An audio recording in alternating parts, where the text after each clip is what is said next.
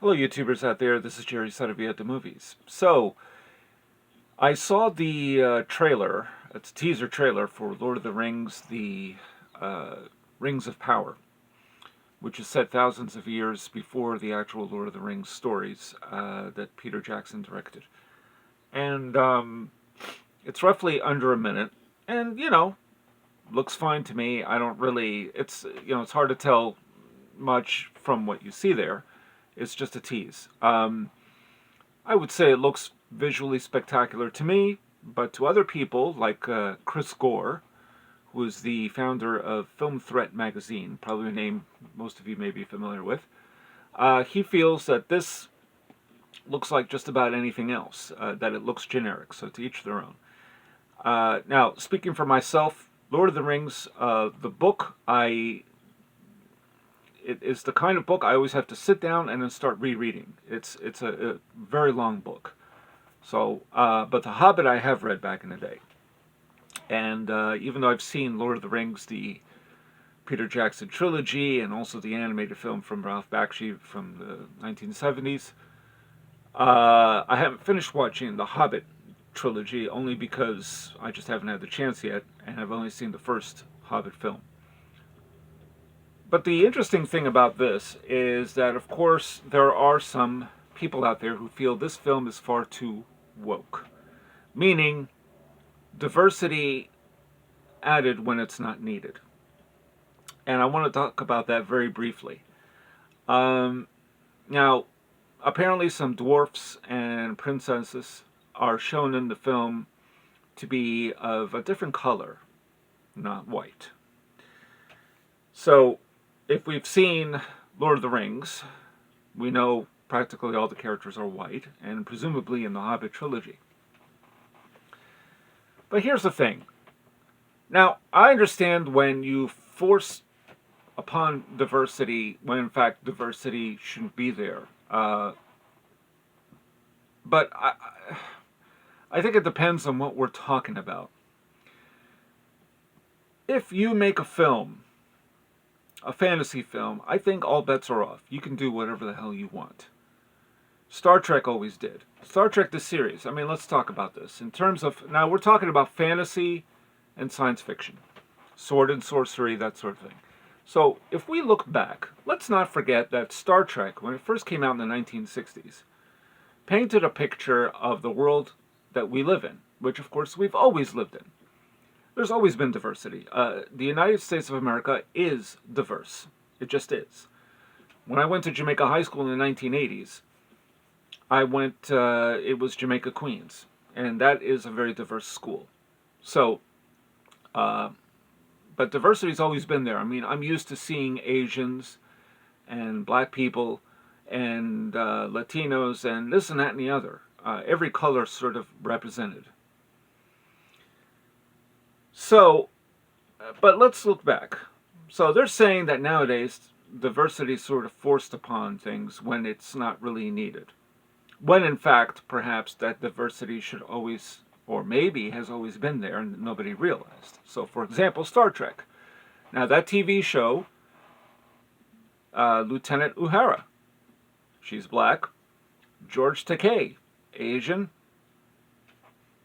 So, now, considering the show came out in the 60s, and in particular during a tumultuous time, to say the least, where racism was rampant in those days, it's only fitting that a show like that would show the world the way it really is, as opposed to the way people want the world to be, which is one way of looking at it. So, Star Trek had it. Now, that's the 1960s. Now, the word woke, in terms of using it as a verb, and God, I always hate the fact that they're doing that nowadays, or in some cases a noun, I guess,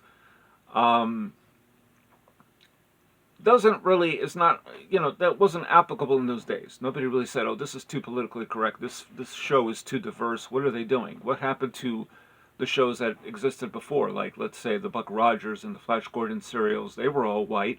What's this now? Well, nobody was thinking in those terms in the 1960s.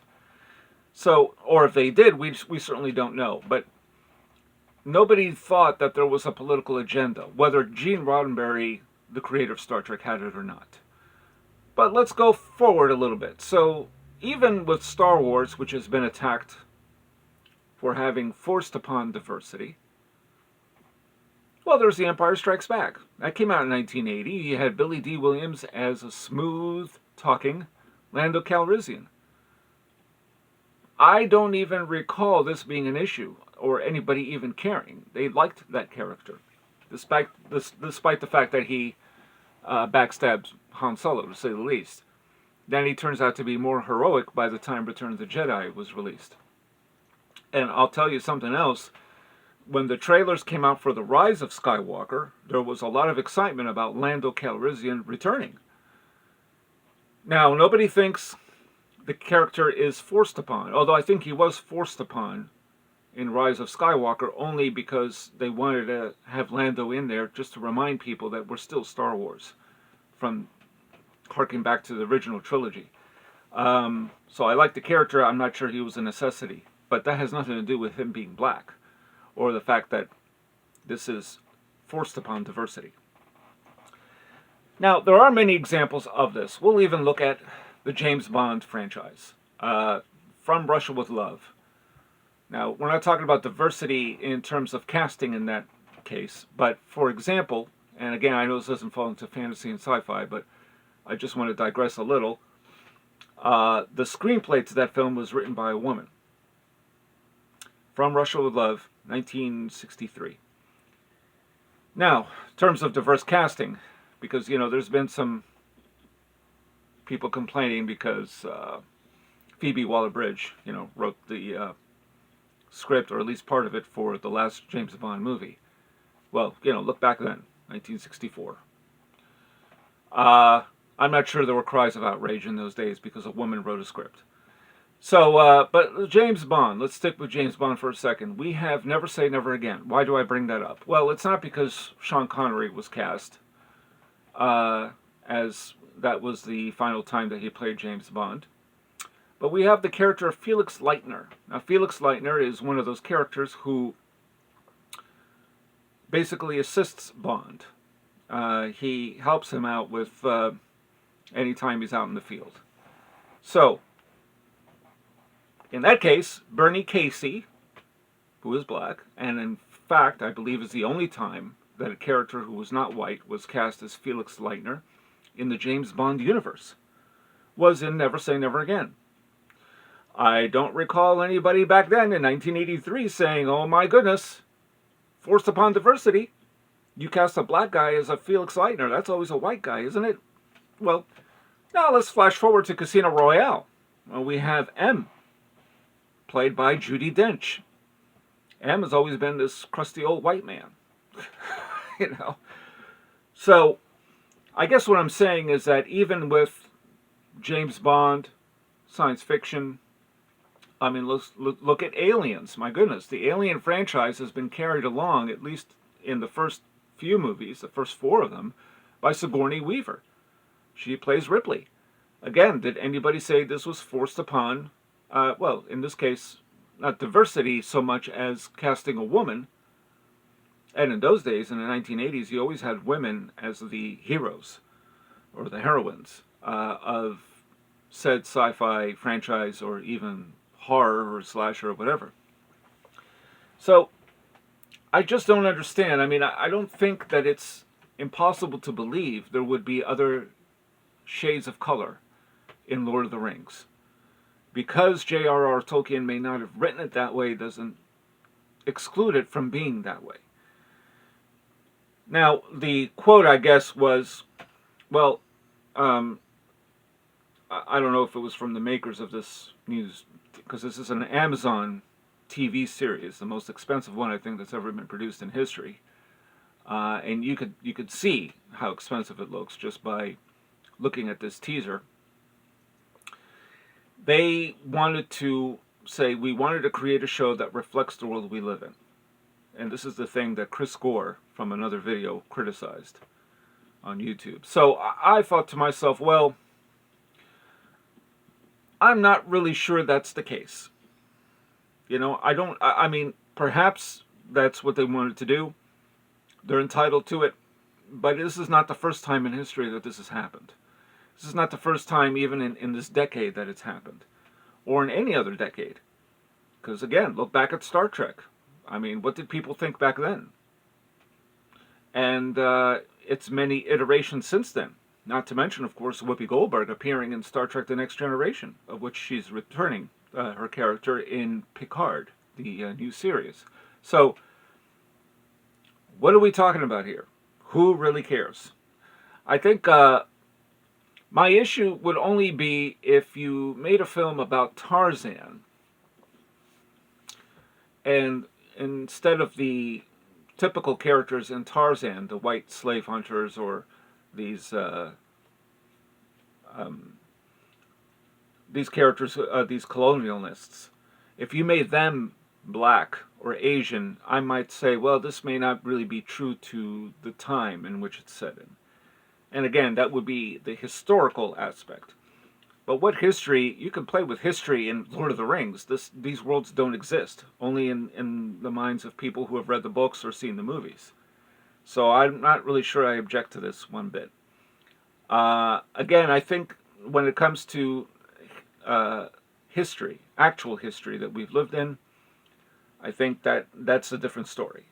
I think you have to be true to the period, whatever that might be, whether you're doing another story about the civil rights era from the point of view, which wouldn't be such a bad idea, of the black people who lived through it, as opposed to the white perspective. I would agree with that. That actually should be done more often. We've seen enough of the white perspective. We've seen enough of, the point of view of a white person in, say, the Civil War from the, glory.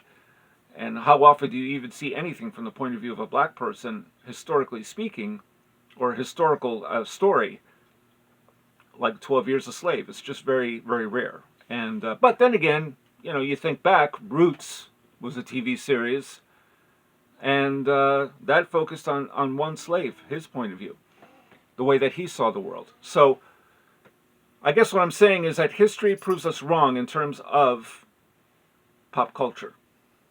Star Trek is an excellent example. And you can just work from there and you'll find lots of examples of it in fantasy, sci-fi, and sword and sorcery and that sort of thing. So I don't think it's impossible to believe that there would be some diversity. I mean, if you made a new Evil Dead movie, I don't think that all the characters that enter a cabin should be white. Why? Just because the other ones were? And even so, if you look at the new Evil Dead series that they did a few years back, they were, of different shades. And that's only acceptable because that's just the world that we live in. We've always lived in that world. That's what America is all about. It's always been that. It's been a melting pot. Different nationalities. And so I don't understand the criticism. I understand when you force it upon, I think it's more likely you force upon diversity when you're doing a historical reenactment. That would be different, unless you're doing it from the point of view of the minorities or the people affected by whatever it is that happened historically, actually happened, as opposed to sword and sorcery and all that stuff. Who cares? That's just silly. So, those are my thoughts on it. And this is Jerry Saravia at the Movies, signing off.